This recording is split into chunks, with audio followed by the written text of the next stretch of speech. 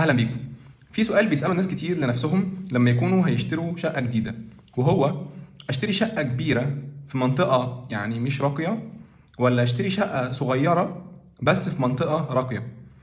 زي مثلا حد يجي يقول اشتري شقة مثلا صغيرة في التجمع، ولا اشتري شقة كبيرة بس في منطقة شعبية مثلا يعني عادية.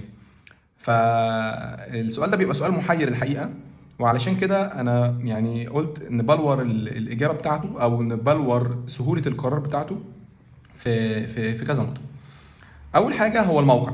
يعني انا موضوع الموقع ده قبل كده اتكلمت عنه وقلت قد ايه هو مهم، فموضوع الموقع ده نقطة مهمة جدا. هل الموقع بتاع الشقة سواء دي او دي مين فيهم هيكون انسب لاحتياجاتي؟ بمعنى مين فيهم هيكون انسب للنقطه بتاعه الشغل بتاعي، المدارس او الجامعات بتاعه ولادي، اماكن الدراسه، الخدمات، اماكن قرايبي لو انا بزورهم بشكل مستمر وهكذا. فدي النقطه الاولى مهمه، واحنا اتفقنا قبل كده ان موضوع الموقع ده هو حاجه مهمه جدا، لان دي الحاجه الوحيده اللي مش ممكن تتغير.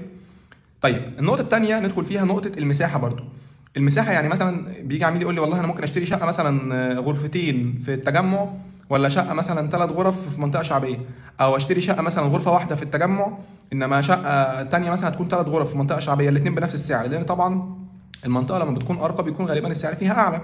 فموضوع المساحة بقى هنا نقطة مهمة برضو، يعني ما نقدرش إن احنا نتكلم إن احنا نهمل موضوع المساحة بشكل كامل، بس ده بيتوقف على شوية حاجات. أول حاجة على عدد أفراد الأسرة والمرحلة اللي احنا فيها حاليا، بمعنى هل عدد افراد الاسرة بتاعتك كبير ولا صغير؟ هل انتوا في مرحلة سنية ان شاب مثلا لسه بيبتدي حياته، لسه هيتجوز مثلا او كده، ولا احنا بنتكلم عن زوجين يعني لسه في بداية حياتهم، ولا معاهم مثلا اسرة كبيرة ومعاهم ولاد وبنات ومحتاجين للولاد اوضة ومحتاجين للبنات اوضة، او مثلا معاهم ما شاء الله 4 اولاد مثلا، ولدين وبنتين، فدول عايزين اوضة ودول عايزين اوضة تانية وهكذا. فموضوع عدد افراد الاسرة ده والمرحلة العمرية للاسرة دي حاجة برضو مهمة جدا، محتاجين ان احنا يعني لازم نحطها في الاعتبار.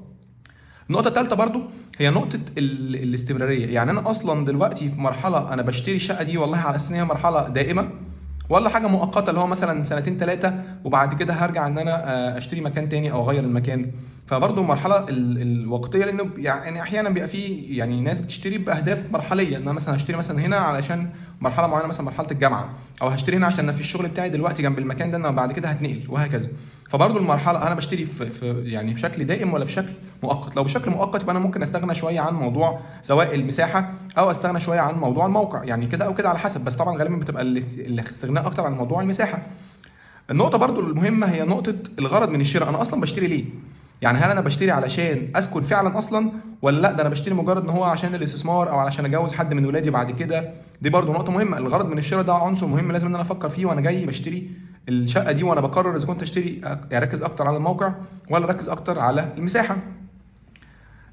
في سؤال مهم برضو مهم جدا، وهو هل انا هقدر لو اشتريت شقة في المكان الراقي ده، هل انا بنمط حياتي بالفلوس اللي معايا او الدخل اللي بيجيلي، هل انا هقدر ان انا اواكب مستوى الناس في نفس المنطقة اللي انا عايش فيها؟ لان برضو ساعات واحد بيبقى عايش في منطقة راقية جدا الدنيا فيها غالية جدا، يبقى هو الدخل بتاعه ما يواكبش او ما يسمحش بان هو يعيش نفس العيشة او قريب من نفس العيشة بتاعت الناس اللي في المنطقه دي. فدي نقطه مهمه جدا. زي مثلا عميل رايح يشتري فيلا في كومباوند راقي جدا، ممكن يشتري الفيلا دي، ممكن يشتري فيلا صغيره في كومباوند راقي جدا، فتبقى نمط المعيشه غالي جدا اكتر بكتير من المستوى اللي هو يقدر يعيش فيه. لا يبقى ده ممكن يفكر اكتر ان هو ياخد مثلا شقه في منطقه هاديه شويه مساحتها اكبر، بس بحيث يقدر يواكب واسرته تقدر تواكب النمط او المستوى المعيشي اللي هو عايش فيه. دي نقطه برضو مهمه. يعني هنا كنت سمعت حد بيقول قبل كده كلمة عشان حتة اللي هو هقدر أواكب ولا مش هقدر أواكب دي. حد كان بيقول كلمة يعني أنا مش متفق معاها الحقيقة يعني، بس هو برضو يعني في عملاء سمعتهم بيفكروا بالشكل ده. بيقول لي إيه؟ بيقول لي أنا أشتري يعني أحسن شقة في أسوأ مكان، ولا إني أشتري أسوأ شقة في أحسن مكان؟ يعني هو عايز يبقى في المكان اللي هو فيه اعلى من الناس اللي حواليه، ان هو يشتري احسن شقة في اسوأ مكان احسن بالنسبة له الشخص ده من ان هو يشتري اقل شقة او اسوأ شقة بس في افضل مكان. يبقى هو هنا ده صاحبنا ده فكر في موضوع ايه؟ فكر في موضوع المساحة او البرستيج مقارنة باللي حواليه احسن من لما يكون هو اقل من الناس اللي حواليه. طبعا هي وجهة نظر وبرضه تحترم، بس طبعا هو في انا بحب دايما اقول ايه، الجمع خير من الترجيح. يعني ايه الجمع خير من الترجيح؟ يعني ان انا احسن حاجه ان انا اشتري احسن شقه او احسن فيلا او يعني احسن بيت في احسن مكان، ده لو انا قدرت. طب لو ما قدرتش، ففي حاجه بتقول خير الامور الوسط. طيب ان انا احاول ان انا اجيب المساحه المعقوله على قد فلوسي طبعا، ان الميزانيه هنا اللي بتتكلم معايا، يعني الميزانيه اللي بتتكلم ماني توكس، الفلوس اللي بتتكلم طبعا، ان انا احاول ان انا اجيب يعني الوسط، ان انا اجيب يعني شقه كويسه في مكان كويس.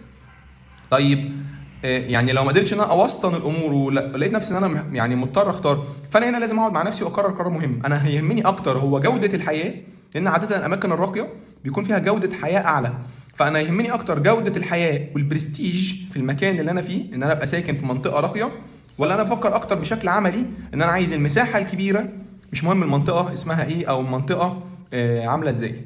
فانا شخصيا بقول الافضل هو خير الامور الوسط، ده رايي الشخصي. بس لو هرجح كفه من الكفتين فهي ترجع لطبيعه الشخص. المساحه الصغيره على حسب المرحله اللي انا فيها، لو المساحه الصغيره تسمح لي، لو اسرتي تسمح لي ان انا، او يعني طبيعه اسرتي تسمح لي ان انا اخد الشقه الصغيره في المكان الراقي، يبقى كويس. لان ممكن شويه ربنا يقدرني، بالذات وانا عارف الدخل بتاعي اللي بيجي لي في الفلوس اللي بتجي لي، اقدر ان انا اوسع بعد كده في المكان الصغير ده، ولا ما اقدرش اوسع. لو قدرت اوسع يبقى خير وبركه، ودي يبقى افضل حاجه فعلا. يبقى انا هبدا النهارده بالحاجه الصغيره اللي هي الشقه الصغيره في المكان الراقي، وبعد كده ربنا يقدرني اجيب الشقه الاكبر في المكان الراقي، بعد كده ربنا يقدرني واجيب الفيلا في المكان الراقي. ده من وجهه نظري شايف ان هو افضل، خاصه ان انا لو الموضوع في جانب استثماري، يبقى الجانب الاستثماري الشقه الصغيره في المكان الراقي هتجيب لي عائد استثماري اعلى بكتير من ان انا اجيب الشقه الكبيره في المكان اللي مش راقي. مش عايز اطول عليكم اكتر من كده، بس ده ملخص الموضوع. تبص للمكان الموقع افضل من ما تبص لموضوع المساحه. طبعا لو قدرت توازن بين الاثنين يبقى افضل، وده رايي الشخصي، وطبعا ممكن نتفق او نختلف عليه، وبترجع لطبيعه الاسره وطبيعه الشخص وتفكيره. اشوفكم في فيديو جديد، والسلام عليكم ورحمه الله وبركاته.